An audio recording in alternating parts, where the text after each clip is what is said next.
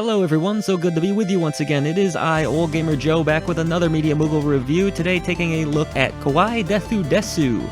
And apologies in advance if I'm not saying that with 100% accuracy. I guess I would best describe this game as a rhythm arcade action stylized game that was published by East Asia Soft. And if you happen to enjoy adorable anime demon girls and 16-bit style pop music, then this might be the game for you. Those aforementioned demon girls are beings of the underworld who are competing against one another in an effort to become the top pop idol and collect the most souls. And the immediate comparison for me that came to mind outside of the crazy aesthetic, which has nothing to do with this game, is One Finger Death Punch.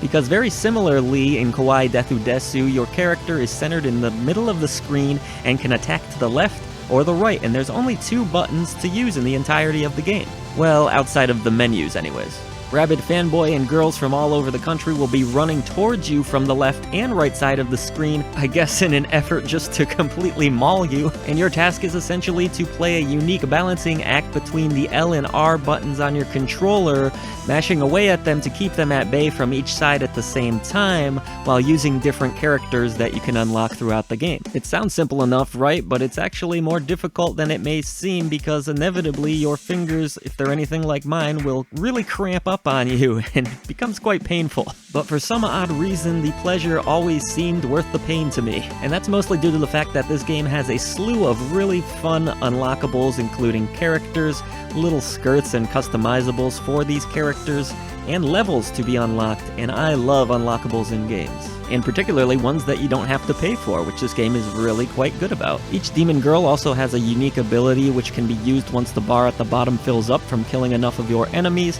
and that is really effective in clearing the screen from the hordes and hordes of your rabid fans. But regardless of which demon girl you decide to choose, they will more or less all play the same, with just small aesthetic differences between them. But I must say that didn't stop me from enjoying every moment of each character and all of the cool animations and special attacks that they bring with them. In fact, the more challenging part of this game for me than the actual gameplay was deciding what I would want to unlock next with the souls that I had earned. You can use these souls in a variety of ways, from buying clothes like I mentioned to actually leveling up each individual character, making them stronger and able to deal with some of the tougher challenges that you will face in the later countries that you tour. Each of these levels, or stages as the game refers to them as, will require you to play them multiple times. There is a normal, which needs to be beaten 3 times, and then you unlock a hard mode, and also an endless mode, which is just wave after wave of your crazed attackers gunning for you, and you are competing to get a higher score in this mode so that you can earn more souls. The hard difficulty mode also includes a ranking system, and if you are able to do a perfect run without taking any damage,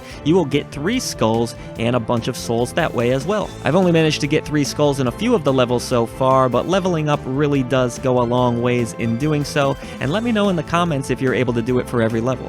It's also worth mentioning that there is a 2-player split-screen mode available where you can battle it out with a friend and try to get a higher score than them. At the end of the day though, there's no denying the amount of great unlockable content here, from gallery images to musical tracks and characters. For a game that really consists of such a simplistic gameplay mechanic, it will keep you busy for a pretty long time, and definitely sinks its hooks into the player. And just as tantalizing as the collectibles are some beautiful sprite-based graphics which fill the screen with color, and it's really such a charming looking title despite its simplicity. I enjoy all of the different characters, unlocking them was a blast, and seeing their different animations come to life is really exciting. The cute and vibrant graphics are only heightened by the excellent 16-bit pop soundtrack that I rather enjoyed, and fits along perfectly with the aesthetic of this title, while admittedly the sound effects do get a little bit repetitive and are nothing to write home about.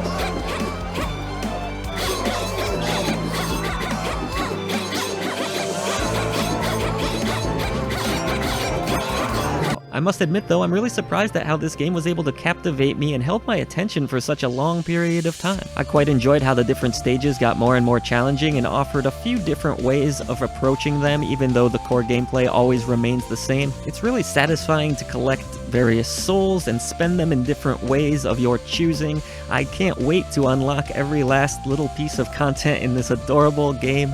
Kawaii Deathu Desu is absolutely stupid, but at the same time it's also kind of awesome.